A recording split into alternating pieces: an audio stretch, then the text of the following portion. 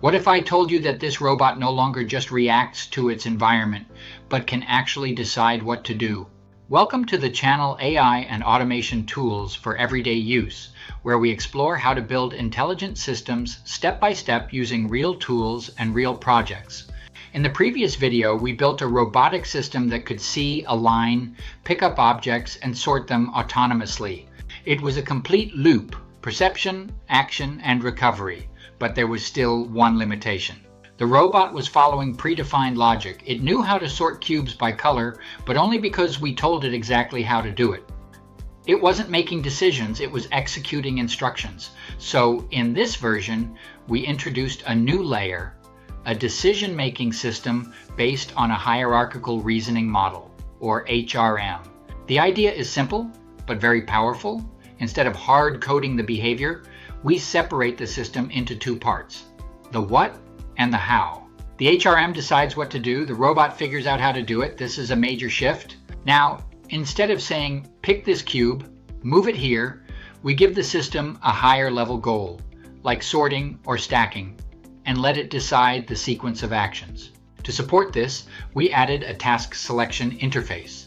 At the start of the simulation, we can now choose between multiple behaviors: sort cubes by color, stack the cubes, or exit the simulation.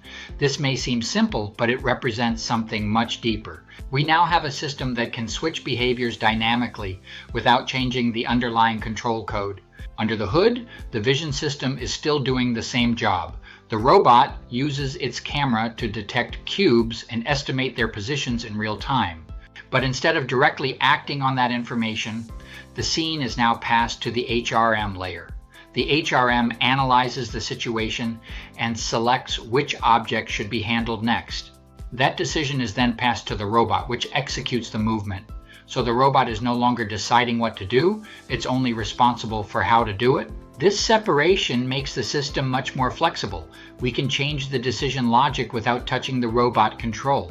And we can improve the robot's movement without affecting the decision-making. In other words, we've created a modular architecture.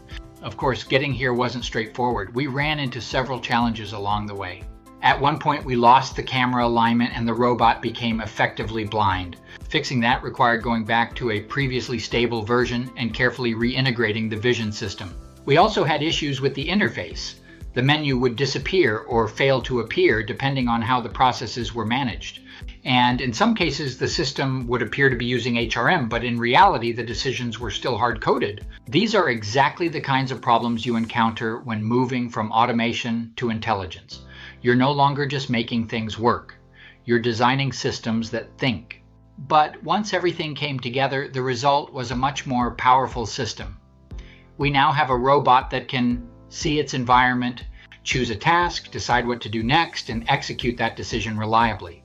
This is a major milestone because this is the point where the system stops being just a scripted automation and starts becoming an intelligent agent, and this opens the door to the next level.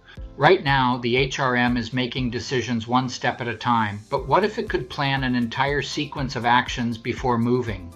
That's exactly what we're going to explore next. If you're enjoying this series and want to follow along as we push this system even further, consider subscribing. It really helps support the channel and lets you stay up to date with the next steps. In the next video, we'll take this system from decision making to full task planning, and that's where things get really interesting. I'll see you in the next video.